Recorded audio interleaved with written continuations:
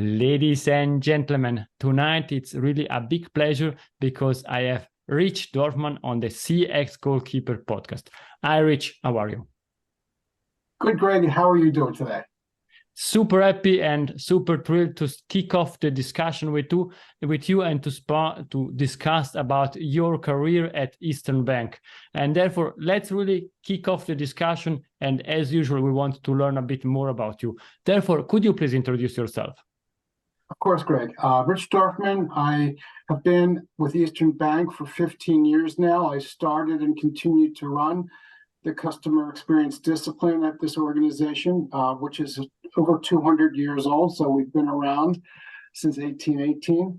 And my role, as I presented to and shared with our colleagues, is to help our business line leaders and support group leaders make better, more informed decisions based on data, specifically customer feedback data, to help them bring voice of the constituents that part of our brand into this co-creation process. So as an insight partner, my job is to bring that insight into the day-to-day decision-making so they can make these decisions with their customers in mind. And I think you're doing that since a while. For a while. So you pick up a thing or two over the years. And again, the CX practitioner is an always on, always evolving role because nothing stays the same, and especially customer expectations. So it's always a moving target to create a loyal customer base. Oh, and I think that's really important. Customer expectations are really increasing. But before we start deep diving, something more about you. Which values drive you in life? Well, essentially living and believing in the golden rule. You know, we're all customers, we're all people, we all have expectations. We want to have folks treat us fairly, with respect, to know us. It's basic human principle. So it's a philosophy we probably all grew up with. And, you know, sometimes organizations forget that, and our job is to remind them to apply the golden rule organizationally, to treat as you would like to be treated. And that means all of the things that we're going to talk about in a moment. Thank you very much. And I think the moment it's now, let's really kick off the discussion about your career at Eastern Bank. You are at Eastern Bank since more than 15 years. Could you please highlight some key achievements from your experience leading the customer experience efforts there? Well, chief among them is bringing a whole new set of insights to the organization. When I started 15 years ago, the role was created to basically say what I mentioned, to create a better understanding of data, to augment bankers' experience, and data meaning marketplace data, customer data. I don't think in the job description back then, or even still today, the customer experience role was actually embedded in that. In the early days, when I was introducing my role and how I was going to help, I learned from our colleagues that, you know, they had tons and tons of data about what customers do, what they have, how long they've been here, the products and balances they have. But when I asked the why question, several why questions, as a matter of fact, in terms of why people bank with you, or why they leave, if that's the case, or why don't we have more of their market share, wasn't getting a whole lot of insight. In fact, pretty much blank stares along the way. So over time, and still today is part of that journey, is to bring the organizational understanding of experiential insights, that which augments and supports and integrates with all the operational data that we have had for generations. So we're now incorporating that which we have to get through the human mind to be part of our data repository, so that we can have the why that goes with the what. So that is now something our organization fully embraces, and one of the biggest achievements that any CX practitioner hopes to arrive at. Clear, and I think you are touching extremely important topics. Customer expectation increasing dramatically, the topic around data and why we are doing that, and the big question from the top executive, why the competitors are better than us, are getting more customer, and so on. Perhaps could you share a bit, without any secret for sure, the strategic roadmap that you developed for the future CX improvements? Well, the strategy of a CX can't be in isolation of the corporate strategy. They have to be hand in glove. So, and that's where you create executive alignment and commitment. So you never forget what the top of the house is trying to achieve. So you have to stay attuned to and in line with what's going on at the strategic level at the top of the organization. And while I don't interact at the C-suite every day, I do pretty much with the business line leaders whose charges are also to be aligned with the corporate objectives. So, for example, when I sit in staff meetings for my business banking or retail banking colleagues and understand the pain points that they're working through and the challenges that they have with their customers and even with their employees, what are some of the insight tools that we can lever to bring more value to that part of the organization? So what I try to do, Greg, is be aligned with who they are, have a seat at the table, be their insight partner, just like to have a technology partner or a HR partner. I say to them, what are some of the missing things that you'd like to know? If you had perfect knowledge, help me fill in what you would like to know and what you would like to do with what you learn. And then I formulate that into an insight tool, whether it's a survey or a focus group or an interview or an idea generation session, to create that fill in that I wish I knew statement or statements to create that insight that they're going to take. And here's the deal. Once we collect that insight, there's always actionability aligned with that. It's not just insight for, hey, that's nice to know. It's how are you going to apply what you know to make some improvement in the lives of the stakeholders, your customers, your employees, your third-party vendors. And when you then layer in that action item, that's where it's the lather, rinse, repeat methodology. How did that thing do when we introduced that new improvement? And again, we tend to look at scores, CX people, as well as the folks we're reporting up into. We love that NPS score, the overall satisfaction score. And I try to tell people, yeah, scores give you trends, and they don't tell you where you're going or why you're going there. So we're also trying to bring the derivatives, the directional, the root cause, the systemic values behind the ratings, so that we can give our leaders a sense of why folks are giving the feedback that they are, to theme out what are some of the improvement opportunities.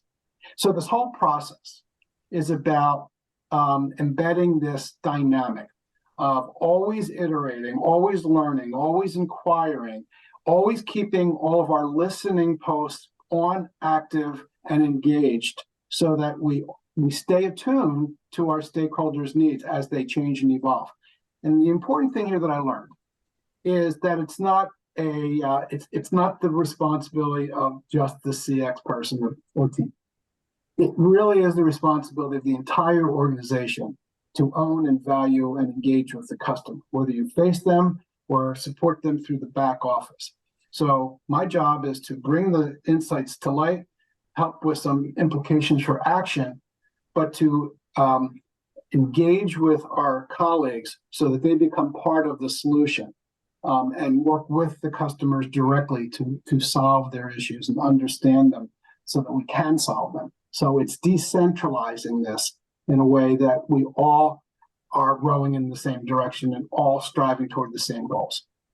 The process you are describing, it's incredible. It's, let's say, the perfect process: getting insight, creating actions, creating accountability, and continuous learning. For a lot of people, perhaps not being part of the banking industry, the first question that popped to the mind is, but you have also customers. Are they willing to share feedback with you? Are they willing to discuss with you? And also from an employer, from a bank point of view, are you allowed to discuss and speak with the customer and so on? What's your view on that? What are your learnings?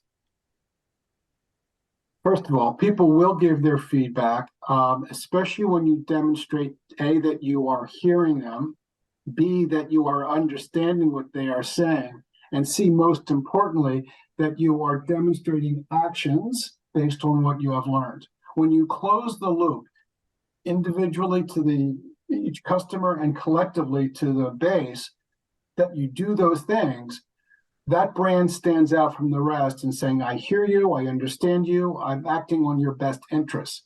That creates the motivation for customers to give their candid feedback, because at the end of the day, they chose you as an organization to fulfill some job, right? They want you to succeed because they chose you, and your success is their success. So together, if we can create advocates by folks feeling like they have a stakeholder role in the success of the organization, in other words, they're co-creating value, and when they realize that their voice is part of that process, they are highly willing to not only give a little bit of feedback, they have a lot to express. And that's part of the challenge here, is to not just give a one-word answer or check the box, but to encourage them to give full storylines around what it is and why it is they are giving the feedback. So that's the challenge, because a lot of organizations are doing this. The best ones do it well. I think what you are saying, it's clear, and the difference between average and excellence. You mentioned something that I think it's also interesting. You said this is not only the task of the CX team of the CX professional to get these insights, define actions, and then being accountable. How did you create throughout your career these fans, these ambassadors of what you're doing, that you can get the support also from the different departments? A lot of patience, a lot of persistence. Early days was I don't want to open up the kimono to feedback. I'm afraid of it. Yeah, feedback can be scary, and I guess it can be. But when I say to the folks, and fortunately we've come past that obstacle, I say to them, or have said to them, look, your customers are thinking and feeling a certain way anyway, right? They're humans. They have perceptions of you and the brand. Would you rather not know what they're thinking, or would you rather have that intelligence so you can do something about it? And when they heard it in that way, it's okay. They'll dip their toe in the water. Oh, it wasn't so scary. And by the way, guess what? We're a pretty good brand, as it turns out. We have far more promoters than we do detractors. So not only in the early days when we were focusing on, let's follow up with those detractors because they're saying things that made us feel bad because we weren't delivering to their expectations. So you know what? We're leaving a lot of great positive feedback on the table. So we created what we call wow alerts, where our promoters whose comments come in, we celebrate these wow alerts, and that became a whole ecosystem of itself. And it oftentimes reflects individuals in their feedback. So people love to have compliments. So we celebrate them all over the place. And guess what? Feedback is not dangerous anymore. It's now valued and helpful. And it actually feels pretty good when you get it. But you have to stay with it. You have to stay patient and persistent. And not everybody always goes at the same level of adoption. And when you do have a success story to share in one department or group, put it on the board, shine it up there, talk about it, celebrate it. People love to hear success stories. So you build those bridges over time. And that's how these successful stories start manifesting. I love that, because a lot of companies are focusing only on the negative feedback and they are trying to find solution. And what you're sharing now, let's focus also on the positive feedback. And use the promoters also to get traction within the company, get support, and celebrate people that are doing great stuff. I think this is something, a key learning that you are sharing now with the audience, that can be easily replicated, because you use exactly the same tool, but not only focusing on negative feedback, focusing also on the positive feedback. That's something. Yeah, and even the folks that are positive, Greg, I love you, but I wish you could do more of this or less of that. So even when you get positive feedback, these are folks who really want you to be successful. So they want to give you guidance on, from their point of view, what you still could be doing better.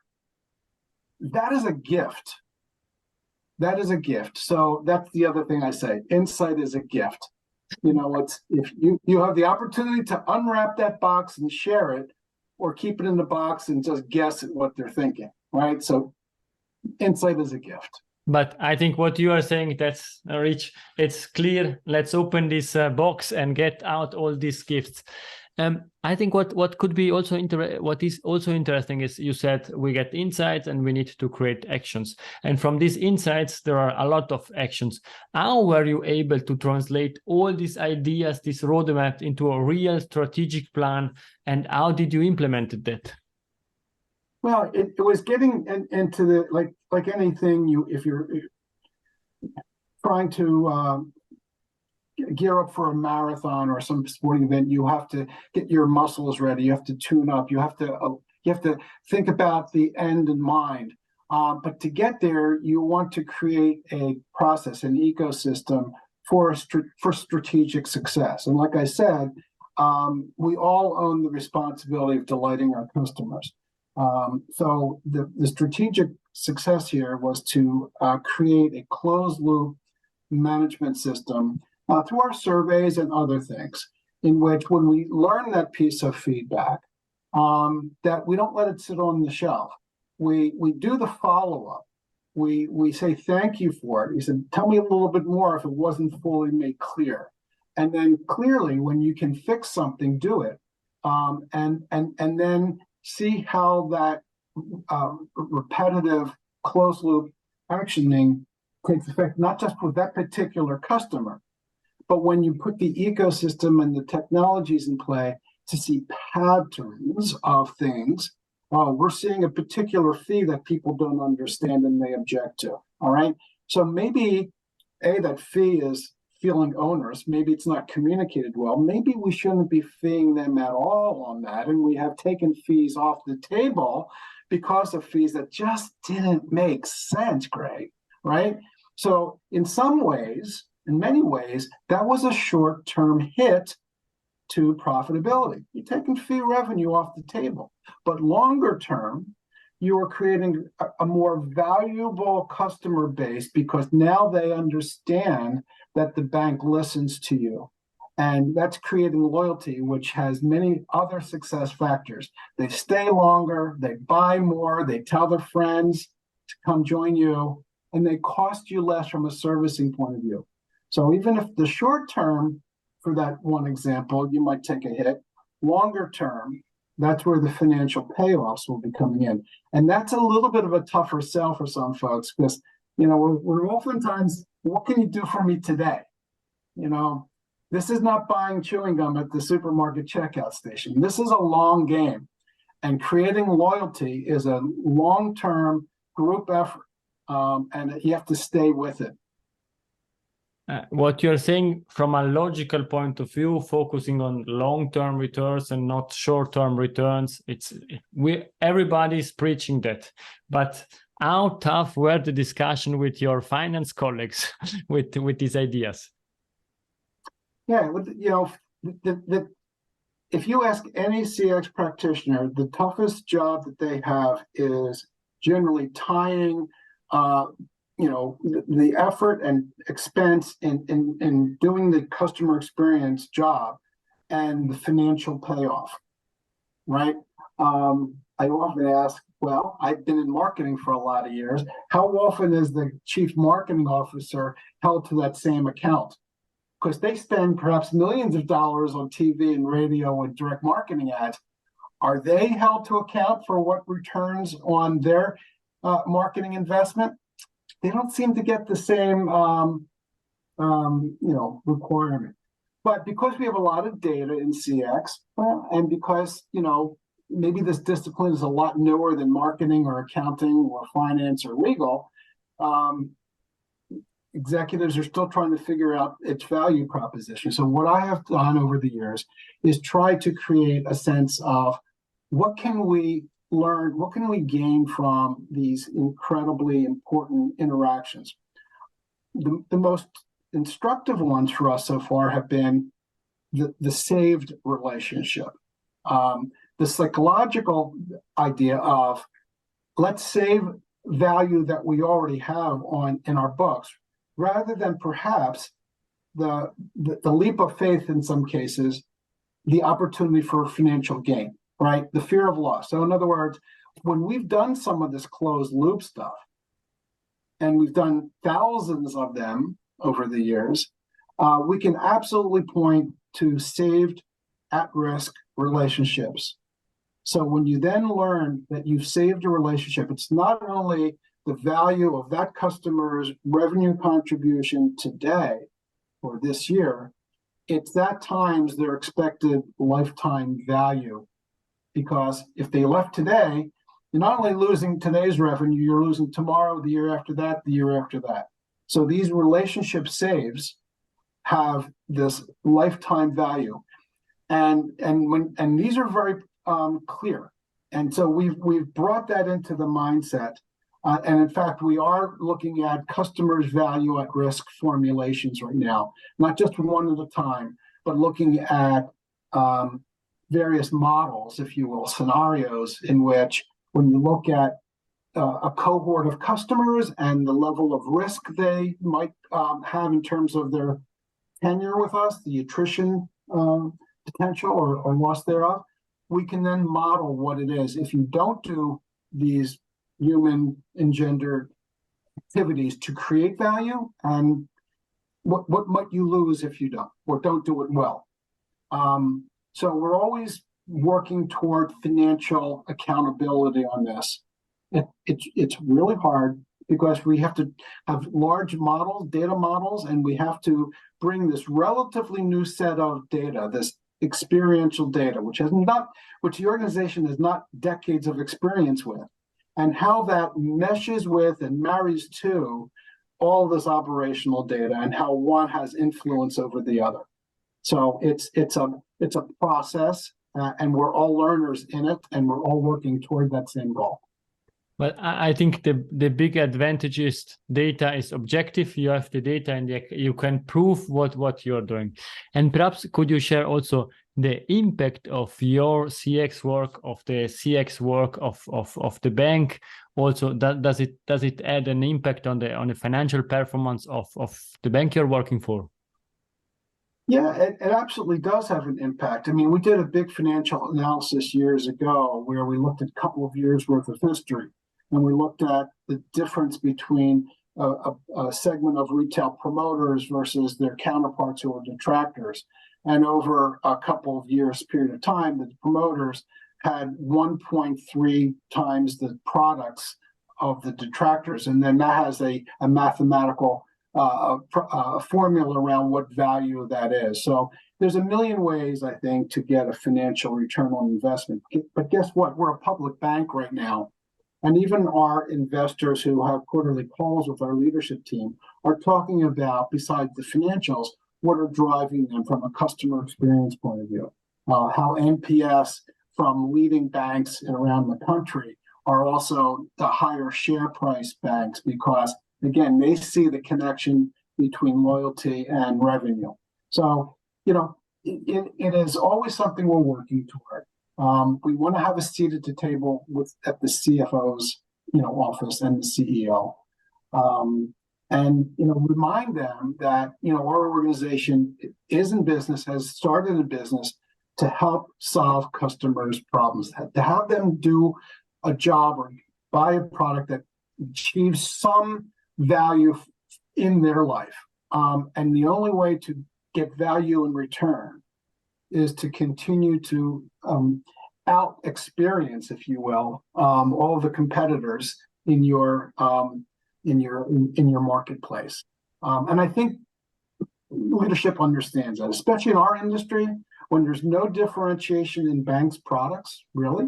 You can't win on price. The margins are too thin, and they are very competitive. The only competitive frame that is sustainable and differentiable is how you delight your customers, the experience that the organization creates for your customers and with your customers. You are saying that like it would be normal, but at least in Europe, I don't know many companies where the investors are already discussing about NPS, long-term value generated, and so on. And therefore, it's incredible what you are sharing, and I think a lot of companies can and should learn from that. You have a lot of experience as a customer experience professional. What are the most valuable lessons you learned throughout your journey, your career? Well, like anything else, this is an evolving discipline. It's right brain and left brain. There's a lot of data to it, but there's a lot of common sense and relationship building. It's a lot of convincing in some cases. Your own organization to think about outside-in thinking, and moving away from the inside out, the field of dreams, if you know the reference to the movie. You just can't build something in isolation and hope for the best that your customers will gravitate toward that thing that you're building. It has to be a co-created value proposition. And the only way to do that is by good, sustainable, helpful dialogue. And there's a million ways to do that. What you have to train the organization to do is to be mindful of all the ways in which a customer is ready, willing, and able to give that feedback, whether it's in social media, in complaints that they give, conversations between the sales team and the customer. Obviously, the contact center has a lot of dynamics going on. My role reports into the customer service. So how can we take that richness of insight that happens every day in the thousands of conversations that our agents have with our customers, because that is gold in terms of understanding that dynamic. So if we can use our tools better to understand what themes out from all of that, we'll have real-time perspectives about what is going on so that we can make course corrections more quickly today. So what I've learned is it's a team effort, right? But we have to understand collectively what our role is. And it doesn't matter where you sit in the organization. Everyone has to understand that they have a role in delighting the customer. It totally makes sense. And thank you also for taking the analogy with my background. A soccer team, it's a team effort. If the soccer team wants to win the match, they need to play together. I would have thousands of additional questions I would like to ask you, but being respectful of your time, we are coming to an end of this game, of this discussion. And in the extra time, in the last 3 minutes, I have 3 questions for you. In 10 years from now, we are back on the CX Goalkeeper podcast. What we are discussing about? Well, again, I don't think the discussion will be that far different from the one today. It's still humans doing business with humans. Technologies will always elevate, increase. AI is the big buzzword today. AI will not replace humans. I hope not, anyway. So we have to be understanding that we have a responsibility to be empathetic understanders of what our customers want and to create relationships, not just tactical ways to get jobs done. Sure, you can go to the bank, make a deposit, but you can have a robotic experience and come away from that feeling, okay, I could have done that from my home, but I wanted to talk to Sally because they understand, what's going on in my life. We have 10 years from now still that responsibility to create an emotionally engaged, connected, helpful experience. Because guess what? In my industry, it's all about trust, right? And it could take years and years and years to build it. It could take one really bad interaction to lose it. So we have to be mindful that when things do go wrong, and they will, whether it's it's generated by the bank or by the customer, something will go wrong. How can you repair it? How can you respond to it? How can you make it better? And that is uniquely a human experience. And I think we have to figure out the best integration of human talent and technology to do that at scale. Tools are helpful ways to do that, but it's going to be some combination of human and technology to create that experience. And I think 10 years from now, we'll still be figuring that out. Sure, and I am hoping to have you back on the CX Goalkeeper podcast earlier to discuss the development of your career and of Eastern Bank. What's the best way to contact you? Email r.dorfman easternbank.com. I'll respond to that.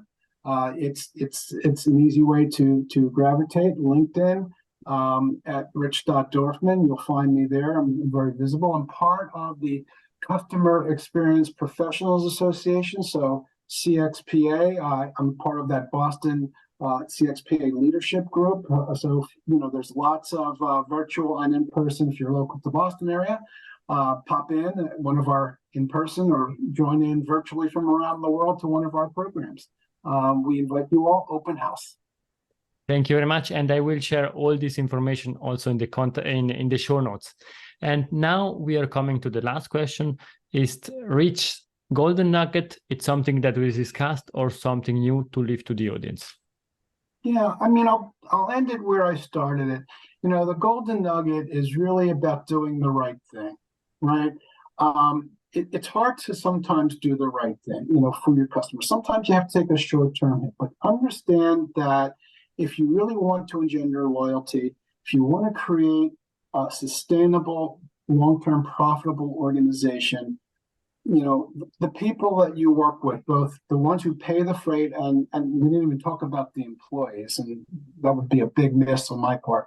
You want to make sure that your employees are happy, engaged, loyal themselves, because you cannot possibly have a happy customer if you have miserable employees. So all the humans that touch your brand, they're the key to the kingdom here. You want to make sure everyone is feeling valued, heard, and respected, so that we all share in the success of the organization.